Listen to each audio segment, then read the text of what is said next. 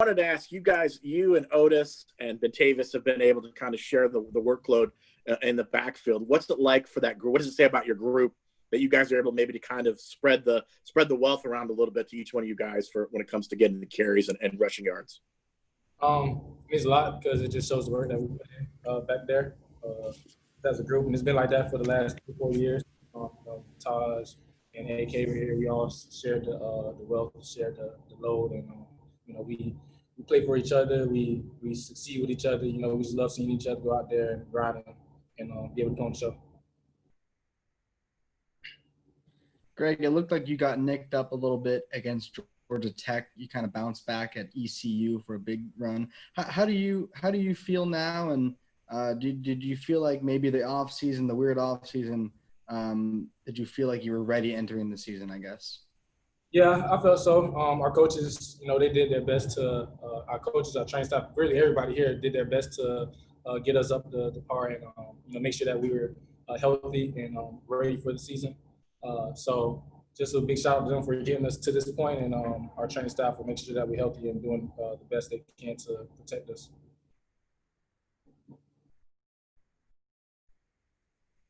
Greg, we've seen a little bit of Johnny Richardson, the true freshman.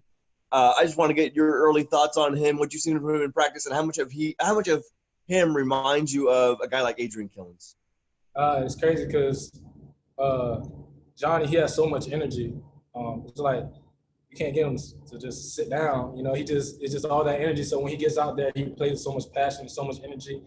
He's just hard to stop. Somebody just always running, moving, and they just want to be involved. And he's just like a little kid out there having fun. So being able to see him go out there, have fun, and just be himself is really like a great sight to see. Hey, Greg. Can you talk about your journey at UCF from getting to the team as a walk-on a few years ago and how much you've grown in the past 3 to 4 years with this being your senior season? Yeah, I don't really want to get too much into it. It's a long story.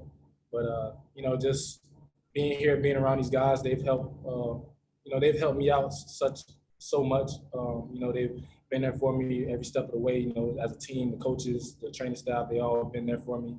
And they basically helped me mold me to the guy that I am now. Seeing the guys like Shaquem Griffin, Traquan Smith, Mackenzie Milton, just come through here and the kind of guys they were, the way they approached practice, that's who helped mold me to the guy I am today.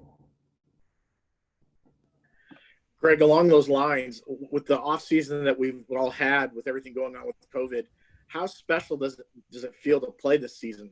Because of the fact you guys may not have been able to play one at one point.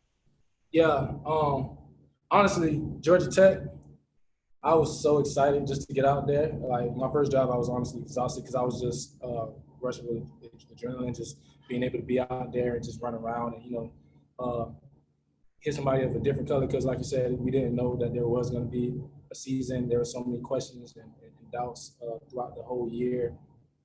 About having a season, but we're here now, and our focus is on each week on 1-0.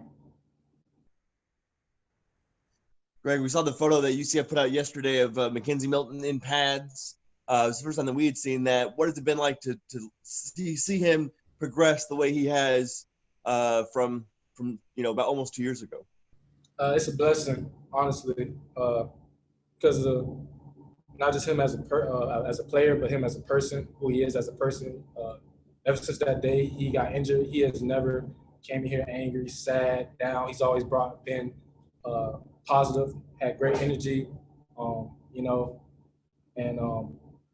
just seeing him with that positive energy just motivates everybody around him.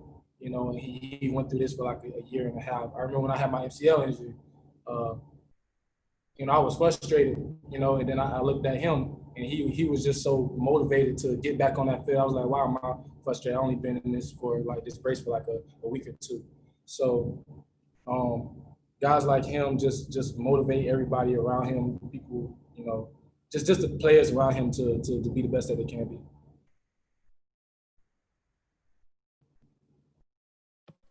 Greg, through 2 games, it appears that Dylan seems to be a bit more comfortable running the ball as opposed to maybe the first few games last season. And we saw that a little bit at the end of last year. As a running back, do you give him any advice or talk with him during the game or even during practice or show him some techniques that you have maybe for ball security or how to see the field correctly, I guess? Nah, I just let Dylan go out there and be him. He's a baller.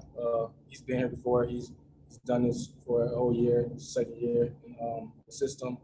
He's understanding everything. So I just let him go out there and do what he does, and he's given great results so far. And I believe that's going to continue to go in upward trend as we go on. I feel like he still hasn't even scratched the surface of what he's capable of. Greg, you guys get to play in front of a home crowd on Saturday. What does that mean for you? And the fact that you guys have like a 21-game winning streak at home, how special is it to play in front of a crowd at home? It's really special. We don't look at all the home streak now. Like I said, we focus on going 1-0 every week. 1-0 away, 1-0 at home. It doesn't matter where we are. It could be a neutral site. It doesn't matter. We just focus on going 1-0 wherever we play, and anytime, any place, anywhere. So that's just the mentality we have here, 1-0.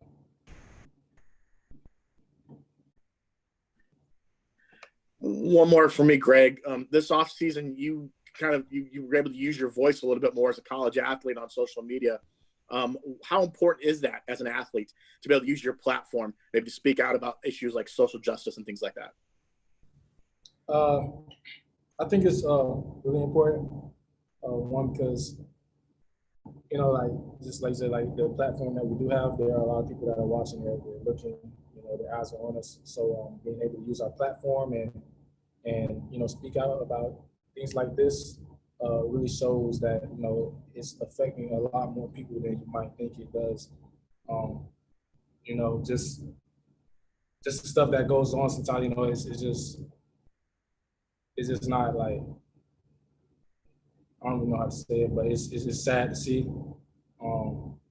And we just want to make this something where we could all be together as one unit, And I think our motto here exemplifies that greatly as a team. We say one team, one heartbeat, because that's what we are, and I feel like that's what we want this world to be. We want that this world to be one team and one heartbeat, and we can accomplish anything together. All right, thanks, Greg. We'll wrap up there, and then we'll be back with Coach Golish. Thanks, everybody. Thank you.